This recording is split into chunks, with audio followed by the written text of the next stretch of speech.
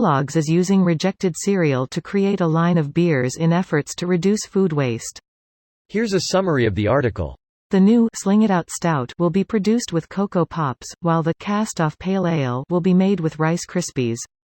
Even better, the beers aren't limited edition, so the delicious drinks are here to stay. The Rice Krispies and Cocoa Pops versions have a alcohol by volume content of 5.5%, while it's 5% for the Corn Flakes-inspired drink. The beers are part of Kellogg's sustainability initiatives and allow the manufacturer to use up cereals that otherwise would be fed to animals. Because the cereal is mashed up when making the beer, it means Kellogg's can use all the cereals, even those that don't meet the quality control appearance standards for boxes. The Sling It Out Stout brew, which was perfected over 5 days in the 7 Bro 7 Hers Salford Brewery, uses 80 kilograms of Kellogg's Cocoa Pops to replace malted barley. A similar process is used for the Cast-Off Pale Ale, using 80 kilograms of Kellogg's Rice Krispies to replace malted barley. This post received a score of 64,133, with an upvote ratio of 90%. Here are the top comments in response to this article.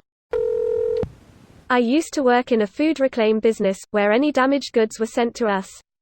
Like dented cans, boxes that were accidentally cut with a box cutter during opening. This one farmer would come in once a week to buy all the cereals. He told us that he fed it to his pigs.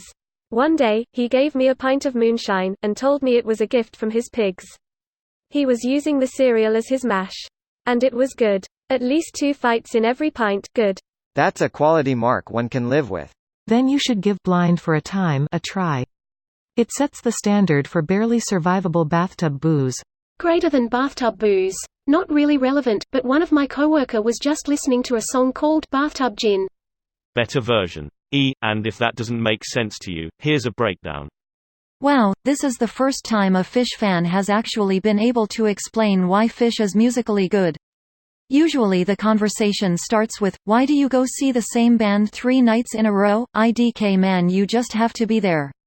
You never know what they are going to play. Dude does a bunch of those breakdowns, and Fishman even shouted him out on Facebook a few days ago. I have 2 fermenters for homebrewing. One is for me. The other is for my wife, who just makes extract pale ale with a secret ingredient. The secret ingredient is always a cereal. Mini Wheats was okay. Fruit Loops was not. Has she tried any of the chocolate ones? Not yet. They're all pretty much refined grains and sugar, so for the most part there isn't much difference after the yeast has been at it for a while. But I'll see if she is willing to try Cocoa Puffs or Cocoa Pebbles next time to see if we can still taste chocolate. Real chocolate turns beer sour quickly, be careful. Well, it's a good thing children's cereal doesn't use a lot of real chocolate. Are you saying you can't trust Count Chocula and that Cookie Crisps aren't real cookies? It's even worse, Count Chocula isn't a real Count and Captain Crunch isn't a real Captain. Man, if he were a real captain he'd be mutinied on account of what his food does to the roof of your mouth. You didn't even mention that fucking all berries incident. Reject beer that makes no money as my soulmate.